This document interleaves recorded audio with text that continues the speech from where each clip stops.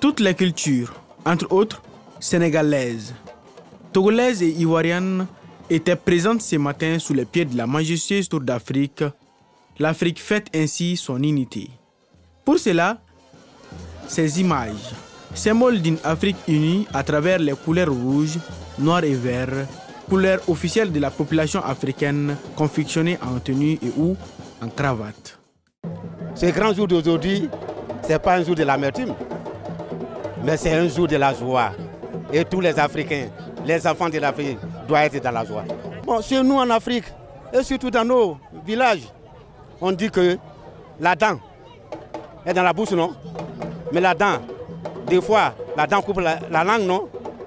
Ça, c'est pas palabre, c'est pas la guerre. Mais où vit la langue? C'est dans la bouche?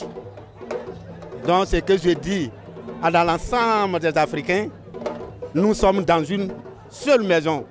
Il n'y a pas de division entre nous. Même s'il y a palabre là, on doit se comprendre pour qu'on trouve la solution. Et c'est pour ça que nous sommes là aujourd'hui. L'Afrique est unie. Ce n'est pas deux ni trois. On doit s'entendre. On va régler nos problèmes en nous-mêmes. Une sagesse vivement partagée par le Premier ministre Dr Choguel Koukala Maïga, qui a auparavant assisté à la montée des couleurs.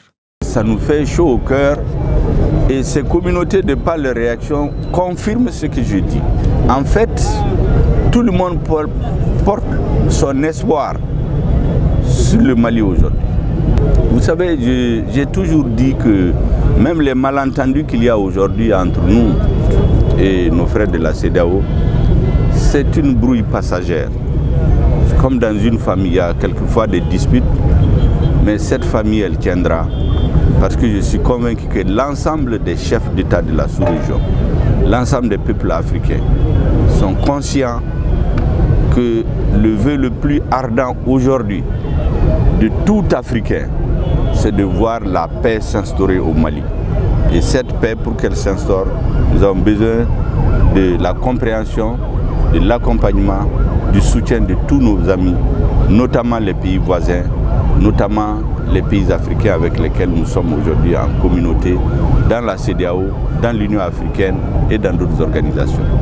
Cette dame est ivoirienne vivant au Mali depuis quelques années et elle exécute à perfection ses pas de danse togolais, signe d'un brassage culturel. On est ensemble.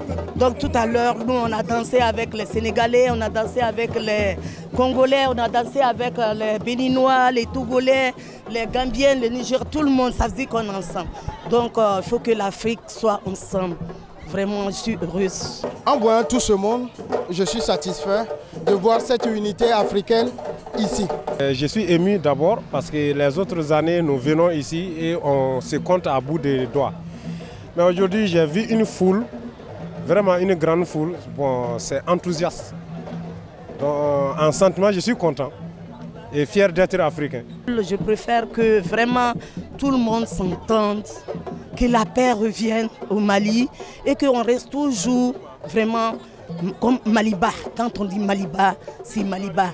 Quand on dit Maliba, c'est les Ivoiriens. Quand on dit Maliba, c'est les Africains, quoi. Maliba, le Nigeria, tout le monde est là. Aujourd'hui, ça montre que tout le monde est là. Tout le monde est représenté sans palabre. On en joue. Vraiment, j'aimerais que l'Afrique reste comme ça.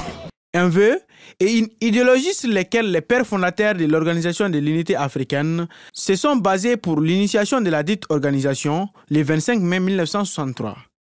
25 mai 1963, 25 mai 2022, donc 59 ans de fraternité et de communion qui doivent rappeler les peuples africains à l'unité et à la solidarité en cette période de vive tension entre les fils du continent.